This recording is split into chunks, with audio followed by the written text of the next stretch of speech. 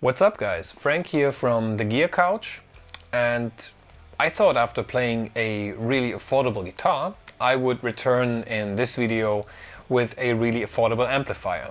And I don't know about you guys, but when I started out playing guitar and I was interested in tube amplifiers, one of the amps that I always wanted to play or maybe even own was a Soldano SLO 100 or a Decatone. I've heard Soldano amps on so many recordings and I liked the sound so much that I was pretty crazy about it.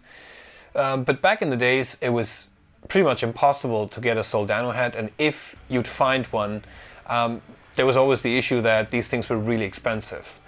And I'm not saying that the Jet City Amelia head right beside me here is a Soldano, but it's definitely very close to one, as there's some Soldano DNA in it. The guy who started Soldano amps is also the guy who came out with the basic design layout for the Jet City amplifiers, so that's a good thing. As far as the features go, the Amelia head is a 50-watt tube amp with two EL34 power amp tubes. Now, I've seen some controversial things on the internet about how much watt the Amelia head has. Sometimes it said 45 watts, sometimes it said 50 watts. But, well, I'm gonna go with 50 watts because the Jet City website says it, and a couple of retailers who I definitely trust also say it's a 50-watt amplifier. So let's just go with 50 watt. It comes with two fully independent channels, meaning that both channels have their own 3-band equalizer. And what's cool about the second channel is it also has a built-in overdrive.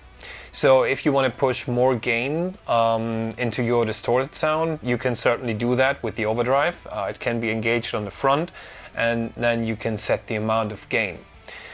This really helps when you're playing down-tuned guitars, for example. The track that I just played, the guitar was tuned in drop B, and with drop B and some amplifiers it's difficult to get a tight, not too bass-heavy signal out of it.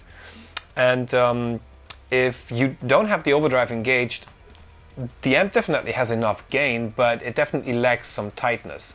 So if you want the kind of tight rhythm, distorted rhythm sound, you should use the overdrive extensively and definitely reduce the bass.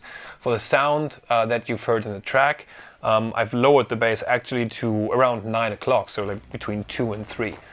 Which definitely worked out. And well, if you wanna go further and if you want to play with a really low tuned guitar, lower than drop B, you could always go and help yourself with a tube screamer kind of pedal or something. The Amelia head also offers a depth and presence control for the power amp, as well as two master volumes which are foot switchable. Included with the amp is a 2-button foot switch, one for the channels and one for the two master volumes. The overdrive is not switchable. That would have been really nice because that would actually give you like 3 different tonal options, but hey, you can't have it all. On the back panel of the amplifier you will find a variety of outputs for different kind of cabinet configurations, 4 ohms, 8 ohms, 16 ohms, and a serial effects loop. Sound-wise, the Amelia head is definitely somewhere within the hot-rodded Marshall kind of area. It definitely has lots of gain, more than a conventional Marshall would have. The clean sound is clean, clean, clean, although I didn't use so much clean in the track, but well, hey, that's just me. And well, what I really like is that it's really fast. It's really fast, responsive, and definitely has lots of harmonics, which definitely resonates well with me. Now, one thing that definitely stands out about the Amelia head is the price point. This amp costs 599 euros, which is pretty much unbeatable. I mean, a 50-watt tube head with 2 independent channels, 600 euros, I think that's pretty okay. If you want to find out more about the Jet City Amelia head, simply click on the link in the description below. And well, you will also find the option to purchase it, which definitely helps me keeping my channel alive and well, keep doing what I do. Small sneak peek, you've most likely noticed the sexy looking cabinet below the amplifier.